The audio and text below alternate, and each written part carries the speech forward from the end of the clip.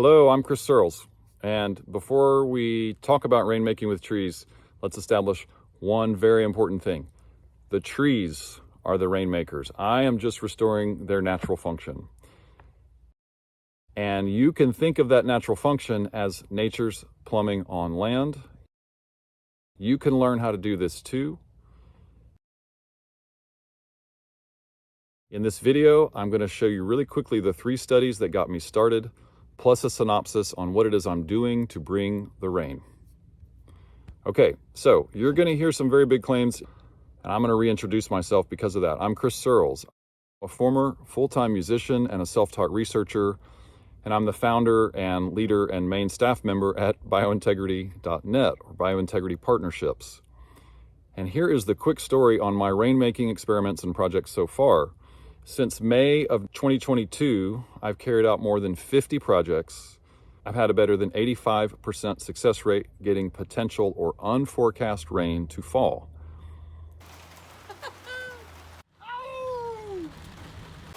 It's supposed to be 102 degrees today. We have a solution. Look at this. All of this work is based on 10 or 12 key learnings, mostly from the academic research, and I'm going to share about all that in a future video. In the notes below in this video, there's a link to more than 100 studies on this topic of how moisture flows through organisms and ecosystems and our life support system and how that changes the climate. There's also a link to the 2022 notes for all the rainmaking projects I've done, and just tons of science. But all of this begins with lived experiences. And in this case, the feeling of moisture in the air. And that's where I'm going to start. So if you go with me back to June of 1989, it was a hot summer in Central Texas. And me and my friend David were on our way to a party. We had just graduated high school. We were driving in North Austin, and as we headed down one particular stretch of road, all of a sudden David goes, "Ooh, can you feel that?" And he rolls down the window and sticks his hand out and says, "Cool air." Like this magical thing. And it just struck me. I had never really noticed or thought about it. I had noticed, I guess, but not thought about this phenomenon. And he's rolling the window and the air's coming in, it's rushing in.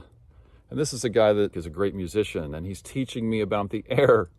And I never forgot that. And then we went on to play under a tree together with our buddy Jeff for about a year. And so I always tried to be in the shade and next to the tree because of the cool air. We were very tree-conscious suburban youth.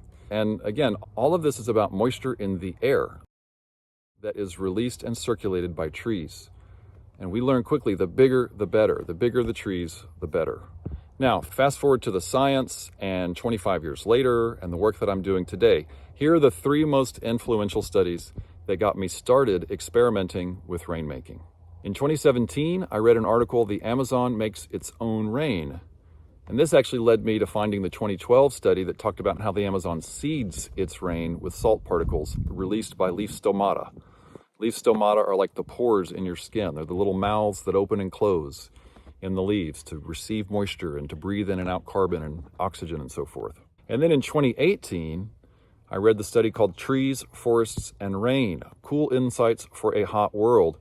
This study, number 1, I recommend to everyone on Earth. It's extremely significant, but it also confirmed for me that forests do share moisture, and they do it over vast distances, as in continental scale, over state lines, over national lines, and all that has a massive cooling and moistening effect. And then in 2019, I found a study from 2013 called "Terrestrial Water Fluxes Dominated by Transpiration." Now, transpiration is, again, the plants breathing. When they exhale, they release moisture. This study said that the leaf stomata, the little pores in the leaves, are responsible for 80 to 90% of evapotranspiration. Evapotranspiration is the moisture that exchanges between the landscape and the atmosphere.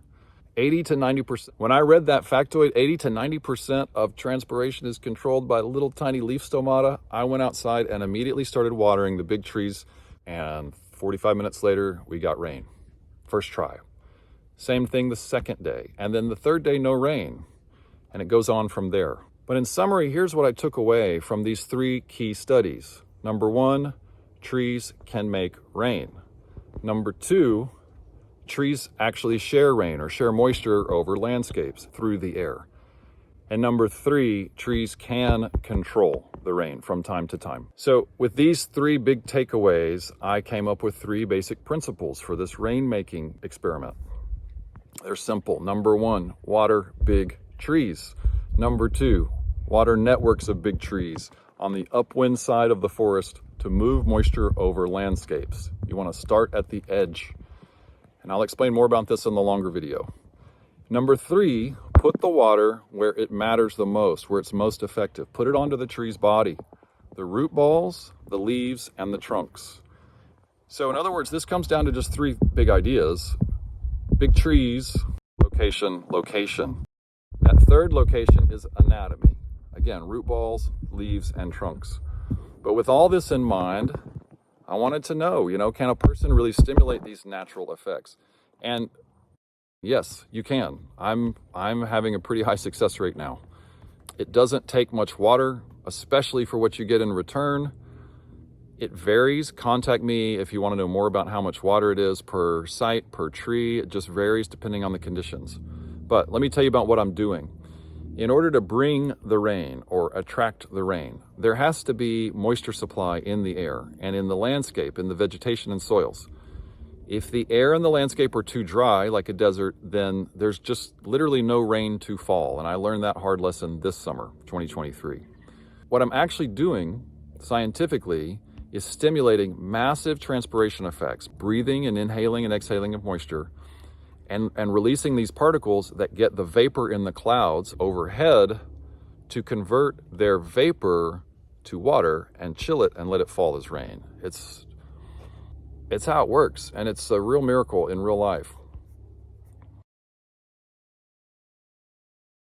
And so let me just give you one last piece here. This is the last section of this video.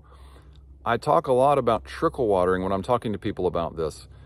This is the main technique, this putting the trickle next to the root ball. It's about 95% of the water that goes into the trees. But this trickle watering, the best analogy is it's like you want to treat the tree like you're giving water to a 5-year-old. You want to be gentle. If a small child comes up to you and says they're dehydrated, you don't spray them in the face with a fire hose. Same thing with these trees. It's about rehydration. You don't want to flood them. You want to rehydrate them gently, same as you would with your own children. They can only drink so fast, just like us. So it's not about speed. It's about simplicity. It's about taking your time and letting these trees come back into balance. So these 3 watering techniques are really simple. What I'm literally doing, number 1, again, trickling the root balls. This means dripping water right up against the trunk. The number 2 technique is to mist the leaves. Imitate the rain. Mist the stomata. Misting is most effective when it's gentle. It's not about industrial strength. It's about coverage, and it's about reawakening the biological processes of these organisms. And lastly, saturate the trunks. Pour the water that you have as slowly as possible, or you can spray it with a hose, from as high as possible on the trunk, and then go around 360 degrees. I call this technique washing the baby elephant. You really want to treat this tree with your best gentle care. You want to saturate that bark, let it clean out, and just get soaked with some fresh water. So again, it varies the amount of water per project, but when done correctly, the balancing of these proportions, these rainmaking techniques are always returning more water than I put in. And to just sum up, the simplification here is that it really comes down to just these words: trickle, mist, saturate, root balls, stomata, trunks, big trees, networks, location. When hydrated, these elements can build the primary conditions to bring rain to droughted areas over enormous distances, like hundreds of miles, and cause it to fall. They can also help a little bit of cloud forecast, a little bit of light rain forecast, cause it to fall. So far, I've seen major rains arrive on my timeline again and again, just from sensing the tree, air, moisture balance, like with David, and observing overhead what's happening. Anyone can learn to do this. In the next video, I'm going to give a quick walkthrough of my 2022 notes, and then over the next several weeks, I'll do a video with a more detailed explanation of the science, share my 2023 notes, and do several other things as well, some conversations, and keep moving all this forward. The takeaway for everybody here: trees bring rain. Trees equal rain. Don't cut. Nurture. And contact me anytime with questions. Biointegrity.net. Thanks for watching.